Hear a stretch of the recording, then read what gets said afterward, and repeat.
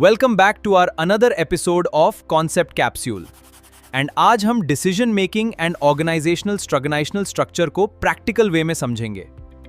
20 years ago, Rajesh walked onto a noisy manufacturing floor as an assistant foreman, fresh out of college with exactly zero business experience.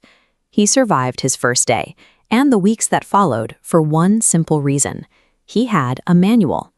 Whenever a fire broke out on the production line, he opened the standard operating procedures, found the exact rule, and applied it. In management theory, that safety net is called formalization.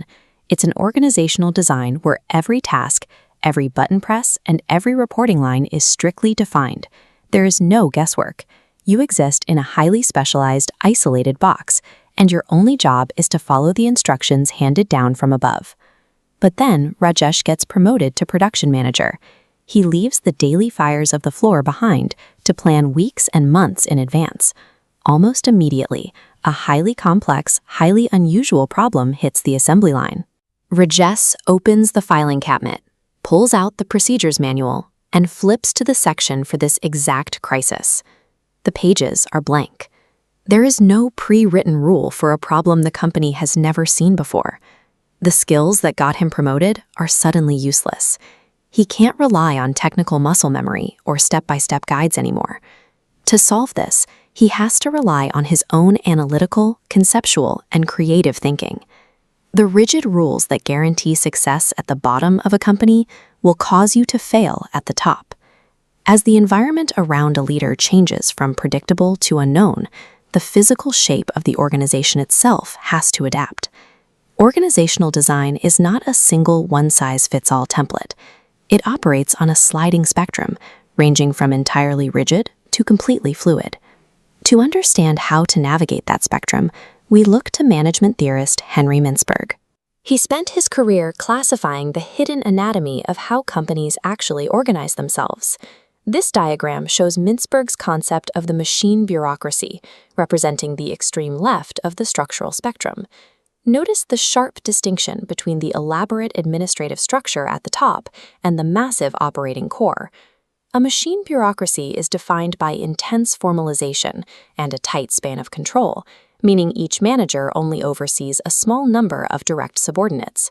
Information travels slowly, creeping down those long vertical lines from the chief executive all the way to the factory floor. In this shape, decision-making is strictly authoritative. Specialized experts at the top dictate the plans, and the operators at the bottom execute them without question. Compliance flows up, orders flow down. You built this kind of structure for a post office, an insurance firm, or a mass production factory. It is perfectly engineered for simple, highly stable environments, where sheer reliability and safety are far more important than sudden innovation. But what happens when the market suddenly shifts, a new competitor emerges, or a global crisis shatters that stable environment? The rigid machine can't process the unpredictability, and it begins to fracture under the stress. To survive, the company has to swing to the extreme right of the structural spectrum, the organic structure, sometimes called an adhocracy.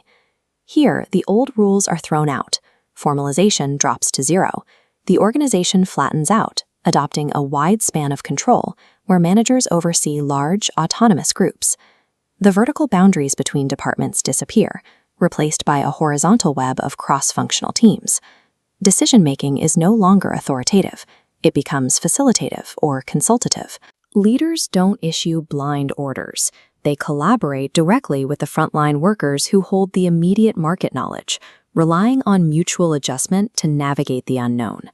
When your environment is simple and stable, you build a machine to standardize it.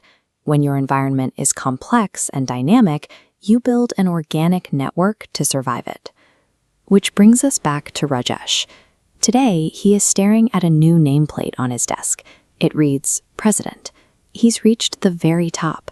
So what exactly is his job now? At the executive level, his daily technical skills are now entirely obsolete. They are replaced by conceptual skills, the ability to scan the horizon, diagnose the external environment, and understand how his company fits into it. If Rajesh gets that diagnosis wrong, the results are fatal. If he operates a tall, mechanistic structure inside a chaotic, rapidly changing market, his desk will be flooded. Information gets lost in translation. Executives suffer from inattention, and critical decisions die in paralyzing bottlenecks at the bottom. His main tool isn't a procedure manual anymore. It's the shape of the company itself. If the market stabilizes, he can tighten the span of control and formalize the rules to maximize efficiency.